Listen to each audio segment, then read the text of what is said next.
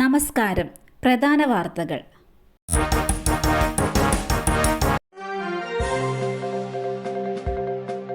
PM Shri പദ്ധതി മുഖ്യമന്ത്രിക്കും വിദ്യാഭ്യാസ മന്ത്രിക്കുമെതിരെ KSUവിന്റെ കരിങ്കൊടി പ്രതിഷേധം. PM ശ്രീ പദ്ധതിയിൽ സർക്കാർ ഒളിച്ചു കളിക്കുന്നുവെന്നാരോപിച്ച് മുഖ്യമന്ത്രി പിണറായി വിജയനെയും വിദ്യാഭ്യാസ മന്ത്രി V ശിവൻകുട്ടിയെയും KSU പ്രവർത്തകർ കരിങ്കൊടി കാണിച്ചു. കണ്ണൂർ നഗരത്തിന്റെ വിവിധ ഭാഗങ്ങളിലായാണ് കരിങ്കൊടി കാണിച്ചത്. ചില പ്രവർത്തകർ കറുത്ത ഷർട്ട് ധരിച്ചെത്തി വാഹന വ്യൂഹത്തിനടുത്തേക്ക് ചെന്നു.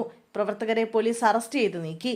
KSU ജില്ലാ പ്രസിഡന്റ് MC അതുൽ, സംസ്ഥാന ജനറൽ സെക്രട്ടറി ഫർഹാൻ മുണ്ടേരി, ജില്ലാ വൈസ് പ്രസിഡന്റ് ഹരികൃഷ്ണൻ പാളാട്, ജില്ലാ ട്രഷറർ അക്ഷയ് മാട്ടൂൽ, ജില്ലാ സെക്രട്ടറി CH മുബാസ്, യാസീൻ കല്യാശ്ശേരി എന്നിവരുടെ നേതൃത്വത്തിലായിരുന്നു കരിങ്കൊടി കാണിച്ചത്.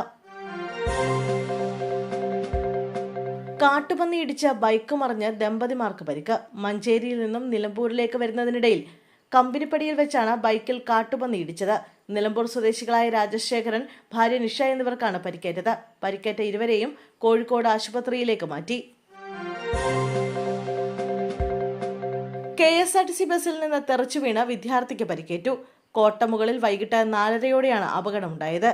സെന്റ് ഗൊരേറ്റി സ്കൂളിലെ 7ാം ക്ലാസ് വിദ്യാർത്ഥിയാണ് ബസിന്റെ വാതിൽ തുറന്ന് റോഡിലേക്ക് തെറിച്ചു വീണത്.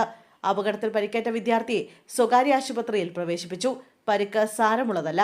വിദ്യാർത്ഥി സ്കൂൾ വിട്ട് വീട്ടിലേക്ക് പോകുന്നതിനിടെയാണ് അപകടമുണ്ടായത്. ബസിന്റെ വാതിൽ തുറന്ന് പുറത്തേക്ക് വീഴുകയായിരുന്നു. സാമ്പത്തിക ക്രമക്കേട് ആരോപിച്ച് പിരിച്ചുവിട്ടു. സഹകരണ ബാങ്കിലെ മുൻ താൽക്കാലിക ജീവനക്കാരി ആത്മഹത്യയ്ക്ക് ശ്രമിച്ചു. കൊല്ലം ചവറ തെക്കുംഭാഗത്ത് കോൺഗ്രസ് നിയന്ത്രണത്തിലുള്ള സഹകരണ ബാങ്കിലെ മുൻ താൽക്കാലിക ജീവനക്കാരി ആത്മഹത്യയ്ക്ക് ശ്രമിച്ചു. ജോലിയിൽ തിരിച്ചെടുക്കാത്തതിൽ മനംനൊന്താണ് തെക്കുംഭാഗം സ്വദേശി സിന്ധു കൈഞ്ഞരമ്പ് മുറിച്ച് ജീവനൊടുക്കാൻ ശ്രമിച്ചത്. ഇല്ലാത്ത സാമ്പത്തിക ക്രമക്കേട് ആരോപിച്ചാണ് തന്നെയും സുഹൃത്ത് ബിന്ദുവിനെയും പുറത്താക്കിയതെന്ന് സിന്ധു പറഞ്ഞു. കോൺഗ്രസ് ഭരണസമിതി ഇഷ്ടക്കാരെ പണം വാങ്ങി ജോലിക്ക് കയറ്റുന്നുവെന്നാണ് ആരോപണം. രജിസ്ട്രാറുടെ ഉത്തരവ് പ്രകാരമാണ് താൽക്കാലിക ജീവനക്കാരെ ഒഴിവാക്കിയതെന്ന് ഭരണസമിതി പറയുന്നു. അതേസമയം യുവതികൾക്കൊപ്പം പുറത്താക്കിയ താൽക്കാലിക ജീവനക്കാരന് ബാങ്കിൽ വീണ്ടും ജോലി നൽകിയിരുന്നു. ഷാഫി പറമ്പിൽ MPക്ക് മർദ്ദനമേറ്റ സംഭവത്തിൽ റിപ്പോർട്ട് തേടി ലോക്സഭാ സെക്രട്ടേറിയറ്റ്.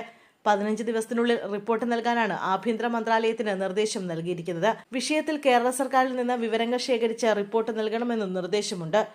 ഷാഫി പറമ്പിലിന്റെയും കൊടിക്കുന്നിൽ സുരേഷ് MPയുടെയും പരാതികളിലാണ് ലോക്സഭാ സെക്രട്ടേറിയറ്റിന്റെ നടപടി. UDF പ്രവർത്തകരും പോലീസും തമ്മിലുണ്ടായ സംഘർഷത്തിലാണ് ഷാഫി പറമ്പിലിന് പരിക്കേറ്റത്.